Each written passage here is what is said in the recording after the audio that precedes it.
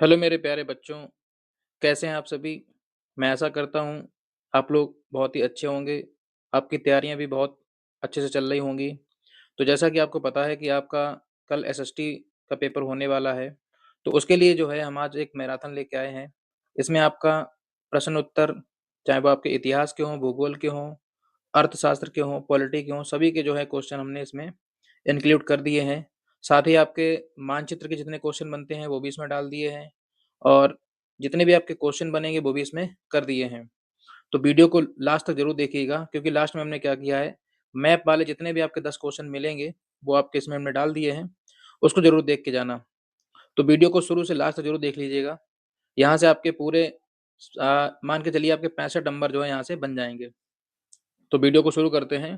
Video शुरू करने से पहले आपसे एक रिक्वेस्ट है कि यदि आपने हमारे चैनल पर पहली बार विज़िट किया है तो चैनल को सब्सक्राइब कर लीजिए और बेल आइकन पे प्रेस कर लीजिए जिससे कि आपको वीडियो सबसे पहले मिले। हमारा पहला प्रश्न है बेटा कि राष्ट्रवाद की परिभाषा लिखो।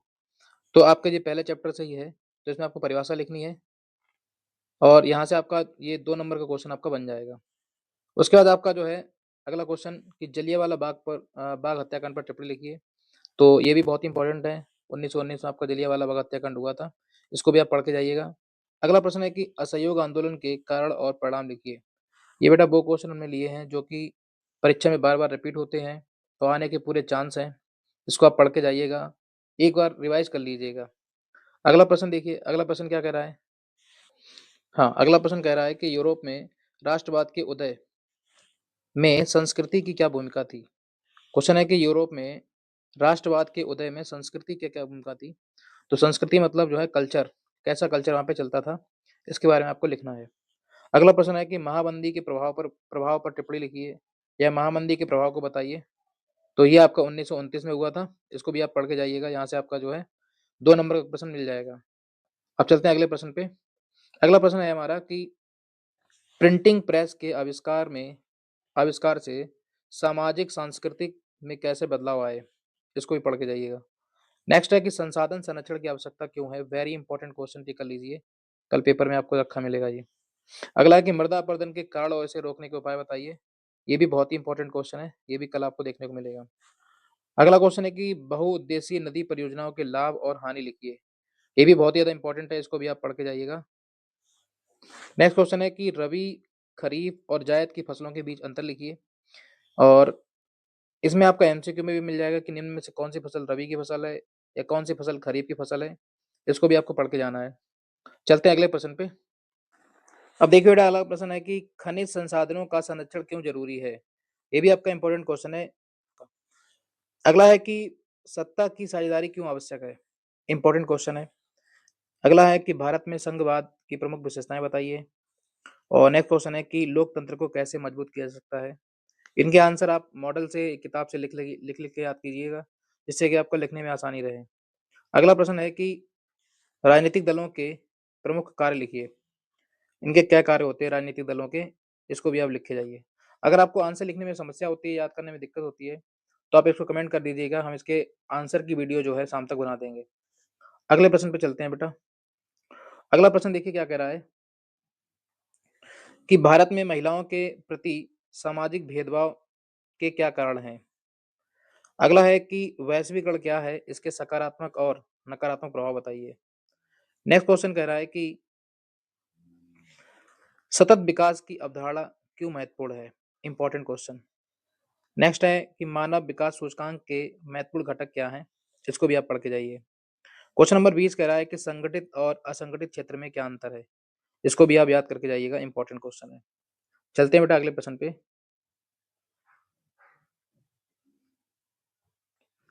अगला प्रश्न कह रहा है कि प्राथमिक और द्वितीयक क्षेत्रक, प्राथमिक, द्वितीयक और तृतीयक क्षेत्रक से आप क्या समझते हैं? देखिए यहाँ से ये आपका क्या चालू हो गया, आपका अर्थशास्त्र चालू हो गया। यहाँ से ये क्वेश्चन बहुत ही बार पूछा जाता है कि प्राथमिक, द्वितीयक, तृतीयक क्षेत्रक क्या होते हैं? क्वेश्चन पूछा कि मछली पालन किस क्षेत्र के विषय है, तो आपका कौन सा हो जाएगा? प्राथमिक। अगला है कि रॉलेट एक्ट पे टिप्पणी लिखिए। 1919 जिसे काला कानून भी कहा था गांधी जी ने। अगला है कि चौरी चौरा कांड पर टिप्पणी लिखिए, इंपॉर्टेंट। मुद्रा को विनिमय का माध्यम क्यों माना जाता है? इस पे भी स्टार लगाइए, ये भी कल आपको क्वेश्चन देखने को मिल सकता है। नेक्स्ट है सत्याग्रह पर टिप्पणी लिखिए। तो देखिए बेटा, ये 25 क्वेश्चन हमने कर लिए हैं। यहाँ से आपके लगभग 5 से 10 क्वेश्चन जो है कल आपको एग्ज़ाम में देखने को मिलेंगे। इसको पूरा पढ़ के जाइए।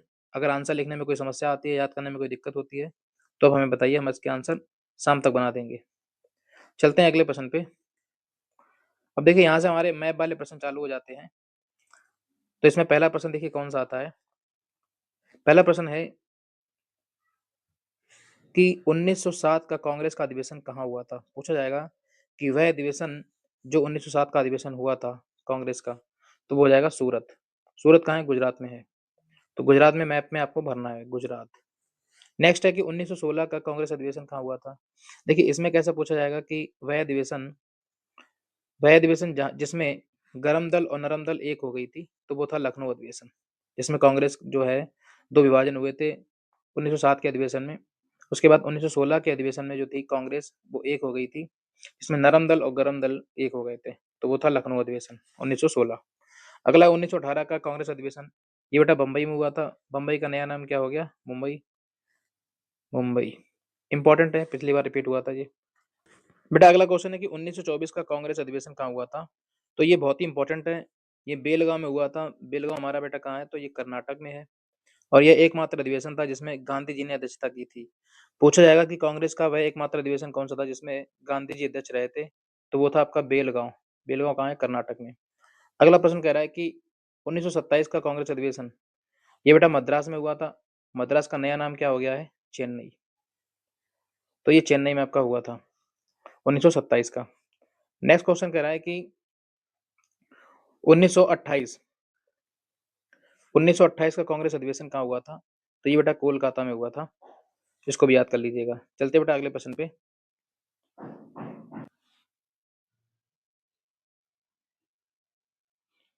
अब देखिए बेटा, अगला प्रश्न हमारा क्या कह रहा है कि 1929 का कांग्रेस अधिवेशन कहाँ हुआ था? तो ये लाहौर अधिवेशन में हुआ था। और यहीं पर पूर्ण स्वराज की मांग रखी गई थी। तो क्वेश्चन ऐसे ही पूछा जाएगा कि कांग्रेस का वह कौन सा अधिवेशन था जिसमें पूर्ण स्वराज की मांग रखी गई थी? तो वो आपका था 1929 का लाहौर अधिवेशन। लाहौर कहाँ है? पाकिस्तान में। अगला है कि वह स्थान जहाँ नील विद्रोह हुआ था। नील विद्रोह आप जानते हैं, जहाँ पर जबरदस्ती लोगों से नील की खेती करवाई जाती थी। वो जगह थी बेटा चंपारण। और चंपारण हमारा बेटा कहाँ है? तो बिहार में है। इसको भी याद करके जाइएगा। अगला है कि वह स्थान जहाँ मिल मजदूर आंदोलन हुआ था। तो ये बेटा आपका अहमदाबाद में हुआ था। अहमदाबाद। अहमदाबाद कहाँ है? तो ये गुजरात में है। नेक्स्ट कह रहा है कि वह स्थान जहाँ जलियांवाला बाग हत्याकांड हुआ था। ये बेटा अमृतसर इसका आंसर हो जाएगा, अमृतसर। और अमृतसर कहाँ है? तो ये पंजाब में है। नेक्स्ट कह रहा है कि वह स्थान जहाँ पर चौरी चौरा कांड हुआ था। तो ये जगह हो जाएगी बेटा गोरखपुर। गोरखपुर। नेक्स्ट चलते हैं अगले प्रश्न पे। अब देखिए, अगला प्रश्न हमारा कह रहा है कि वह स्थान जहाँ गांधी जी ने कांग्रेस के एकमात्र अधिवेशन की अध्यक्षता की थी। अभी बताया था हमने बेटा, ये था हमारा बेलगांव अधिवेशन। बेलगांव अधिवेशन कौन सा था? 1924। और बेलगांव कहाँ है बेटा? कर्नाटक में। कर्नाटक की राजधानी क्या है? कमेंट में बताइएगा। अगला क्वेश्चन है कि वह स्थान जहाँ कांग्रेस के अधिवेशन में पूर्ण स्वराज की मांग रखी गई थी। तो ये आपका था बेटा लाहौर अधिवेशन। लाहौर अधिवेशन 1929। नेक्स्ट हो रहा है कि वह स्थान जहाँ से दांडी मार्च शुरू हुआ था। तो ये साबरमती आश्रम से शुरू हुआ था। और साबरमती आश्रम कहाँ है? गुजरात में है। नेक्स्ट क्वेश्चन कह रहा है कि वह अधिवेशन जिसमें साइमन कमीशन का विरोध हुआ था। तो ये 1927 का अधिवेशन था। अगला है कि असहयोग आंदोलन का प्रस्ताव किस अधिवेशन में पारित हुआ था? तो 1920 के कोलकाता अधिवेशन में। चलते हैं बेटा अगले प्रश्न पे। कह रहा है कि जलोढ़ मिट्टी का क्षेत्र कौन सा है? जलोढ़ मिट्टी। तो देखिए, जलोढ़ मिट्टी में क्या आता है? आपका उत्तरी भारत है। उत्तरी भारत में क्या क्या आ जाएगा? उत्तर प्रदेश आ जाएगा, बिहार आ जाएगा, मध्य प्रदेश। ये सारी चीजें जो हैं किसमें आ जाएंगी? उत्तरी भारत में। तो इन जगह पे क्या होता है? जलोढ़ मिट्टी होती जो कि बहुत ही ज्यादा उपजाऊ होती है। इसमें फसल अच्छी होती है। अगला है काली मिट्टी का क्षेत्र। तो ये गुजरात आ जाएगा, महाराष्ट्र आ जाएगा, कुछ हिस्सा में मध्य प्रदेश भी आ जाएगा। तो यहाँ पे काली मिट्टी पाई जाती है। और काली मिट्टी किसके लिए उपजाऊ होती है? तो कपास के लिए। अगला है मरुस्थलीय मिट्टी का क्षेत्र। तो ये राजस्थान हो जाएगा इसका सही आंसर। और अगला क्वेश्चन है राजस्थान जहाँ सोपानी खेती। सोपानी खेती मतलब होता है सीढ़ीदार खेती। तो सीढ़ीदार खेती कहाँ पे होगी? जहाँ पे पहाड़ पर्वत होंगे। तो ये हमारा सही आंसर हो जाएगा यूके। यूके का मतलब है उत्तराखंड।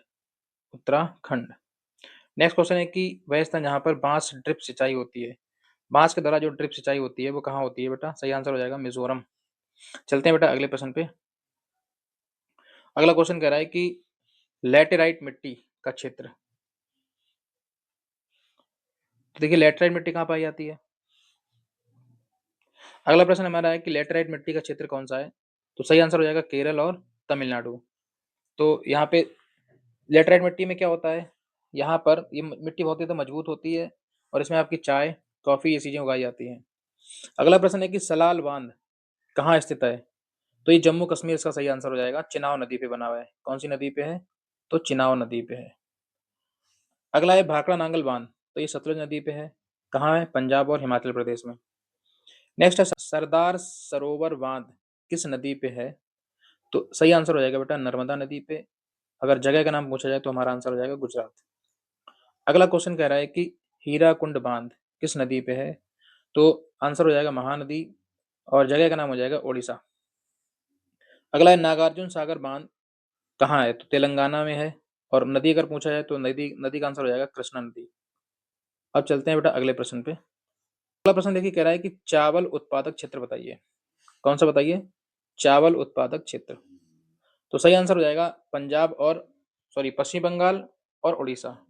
तो चावल उत्पादक क्षेत्र में क्या क्या आ जाएंगे? पश्चिम बंगाल आ जाएगा और एक उड़ीसा आ जाएगा। नेक्स्ट कह रहा है कि गेहूं उत्पादक क्षेत्र, तो इसमें भी पंजाब आ जाएगा और हमारा यूपी भी आ जाएगा। चाय उत्पादक क्षेत्र में हमारा असम आ जाएगा और पश्चिम बंगाल आ जाएगा। और पश्चिम बंगाल में एक जगह है जिसका नाम है दार्जिलिंग। हो सकता है कल आपको पेपर में एमसीक्यू में मिले कि दार्जिलिंग किसके लिए फेमस है? तो चाय के लिए फेमस है। नेक्स्ट क्वेश्चन कह रहा है कि कॉफी उत्पादक राज्य कौन सा है? तो हमारा कर्नाटक हो जाएगा और केरल हो जाएगा, यहाँ पे कॉफी होती है। अब देखिए बेटा हमारा अगला प्रश्न है कि कॉफी उत्पादक राज्य कौन सा है? तो कॉफी में आ जाएगा आपका कर्नाटक और केरल। कर्नाटक और केरल दो ऐसे राज्य हैं जहाँ पे कॉफी का उत्पादन होता है। अगला प्रश्न कह रहा है बेटा कि कपास उत्पादक राज्य बताइए यहाँ पे कपास होता है। तो हमारा आंसर हो जाएगा गुजरात और महाराष्ट्र। तो ये दो राज्य ऐसे हैं जहाँ पे कपास की खेती होती है। अगला 33 नंबर पे आते हैं कि लौह अयस्क क्षेत्र, इंपॉर्टेंट लगाइए इस पे कि लौह अयस्क क्षेत्र कौन सा है? तो सही आंसर मयूरभंज। मयूरभंज कहाँ पड़ता है बेटा? उड़ीसा में पड़ता है। अगला है कुद्रमुख, कुद्रमुख कहाँ पड़ता है? कर्नाटक में। चलते हैं देखिए क्वेश्चन कैसे पूछा जाएगा। क्वेश्चन पूछा जाएगा कि लौह अयस्क क्षेत्र या लौह अयस्क कोई एक क्षेत्र जो है मैप पे दर्शाइए। कोई चिन्ह दे देगा, मान लो ऐसा चिन्ह दे दिया, उसको मैप पे दर्शाना पड़ेगा। तो आपको पता होना चाहिए मयूरभंज कहाँ है? तो उड़ीसा में है। और एक बात और कि मैप में बेटा आधा नंबर आपको सही आंसर लिखने का मिलेगा और आधा ही नंबर आपको सही आंसर भरने का मिलेगा, यानी कि आधा और आधा, एक नंबर इस तरीके से आपको मिलेगा। ये नहीं कि अगर आपने केवल मैप में भर दिया तो आपको नंबर पूरा मिल जाएगा। आपको आधा नंबर कॉपी पे लिखने का मिलेगा और आधा नंबर आपको क्या है मैप पे भरने का मिलेगा। तो दूसरा बेटा हो जाएगा हमारा कुद्रमुख, ये है हमारा कर्नाटक में। 34 नंबर पे चलते हैं कि कोयला उत्पादक क्षेत्र कौन सा है? तो झरिया। और झरिया कहाँ पड़ता है? झारखंड में। अगला है रानीगंज, तो रानीगंज कहाँ है? पश्चिमी बंगाल में। चलते हैं बेटा अगले प्रश्न पे। अगला प्रश्न हमारा क्या कह रहा है कि तेल क्षेत्र, यानी कि जहां पर तेल होता है, यानी तेल उत्पादक जो क्षेत्र है वो कौन कौन से हैं? तो डिगबोई, डिगबोई कहाँ है? असम में। इंपॉर्टेंट लगाइए इस पे। मुंबई हाई, तो मुंबई हाई हमारी महाराष्ट्र में पड़ जाएगी। तो जब आप मैप पे देखेंगे तो ये हमारा अगर मान लीजिए मुंबई है तो यहाँ पे ये अरब सागर में क्या पड़ती है? मुंबई हाई पड़ती है। इसके बाद देखिए क्या है, कलोल, कलोल कहाँ पड़ता है? गुजरात में। अब चलते हैं अगले प्रश्न पे। अब देखिए अगला प्रश्न हमारा क्या कह रहा है कि तापीय ऊर्जा संयंत्र, तो ये पहला हो जाएगा नाम रूप, ये कहाँ पड़ता है? असम में पड़ता है। और दूसरा हो जाएगा सिंगरौली मध्य प्रदेश में। नेक्स्ट है परमाणु ऊर्जा संयंत्र, तो पहला हो जाएगा नरौरा, नरौरा अपना यूपी में पड़ता है। दूसरा तारापुर महाराष्ट्र में पड़ता है। कलपक्कम ये तमिलनाडु में पड़ता है। यहाँ से देखिए इन दोनों से एक क्वेश्चन पक्का आएगा कल कि एक तापीय ऊर्जा संयंत्र को मैप पे दर्शाइए और दूसरा है परमाणु ऊर्जा संयंत्र को मैप पे दर्शाइए। अगला क्वेश्चन है 38 नंबर कि सॉफ्टवेयर टेक्नोलॉजी पार्क, तो ये हमारा कहाँ पड़ जाएगा? नोएडा, बेंगलुरु, मुंबई, हैदराबाद। तो आप नोएडा को याद कर लीजिए, यूपी में इसको दर्शा दीजिए, तो यहाँ से आपका एक क्वेश्चन मिल जाएगा। कोई भी एक क्षेत्र आपको दर्शाना पड़ेगा, या तो नोएडा या बेंगलुरु या मुंबई या हैदराबाद, ये सारे जो है सॉफ्टवेयर टेक्नोलॉजी पार्क है। अगला क्वेश्चन है कि प्रमुख बंदरगाह, इसको बेटा हम बाद में पढ़ाएंगे मैप पे, सारे आपके जितने भी 13 इंपॉर्टेंट बंदरगाह हैं वो हम आपके मैप पे पढ़ा देंगे आज शाम तक। उसके बाद अगला है प्रमुख हवाई अड्डे, ये भी इसके साथ में पढ़ाएँगे। इन दोनों को साथ में पढ़ाएँगे। तो शाम को ज़रूर आइएगा। चलते बेटा अगले प्रश्न पे। और दोस्तों वीडियो अगर पसंद आ रही है तो वीडियो को लाइक कर दीजिए और हमारे चैनल को ज़रूर सब्सक्राइब कर लीजिए, क्योंकि इस तरीके की वीडियो जो है बोर्ड परीक्षा से संबंधित वो हम आपको डेली प्रोवाइड करते हैं। और आपके पेपर में जितनी हेल्प होती है वो हम इसमें जो है करते रहते हैं। तो चैनल को सब्सक्राइब ज़रूर कर लीजिएगा। चलते हैं अगले प्रश्न पे। अब देखिए यहाँ तक हमारे जितने भी क्वेश्चन इंपॉर्टेंट होते थे वो हमने कर लिए हैं। अब अगले क्वेश्चन जो आते हैं वो सामाजिक विज्ञान के 20 अति महत्वपूर्ण एमसीक्यू। ये 20 क्वेश्चन ऐसे होंगे जो पेपर में आपके यकीन मानिए 15 से 16 क्वेश्चन जो है पक्का मिलेंगे। जैसे हिंदी में देखिए हिंदी में हमारे 5 से 8 क्वेश्चन जो है मिल गए 20 में से। यहाँ पे यकीन मानिए कि 10 से ऊपर ही क्वेश्चन आपको यहाँ से मिलेंगे। तो इसका वीडियो जो है अगले टॉपिक में लाएँगे हम, शाम तक इसको भी प्रोवाइड कराएँगे। तो बने रहिए हमारे साथ। मिलते हैं नेक्स्ट वीडियो में। बाय।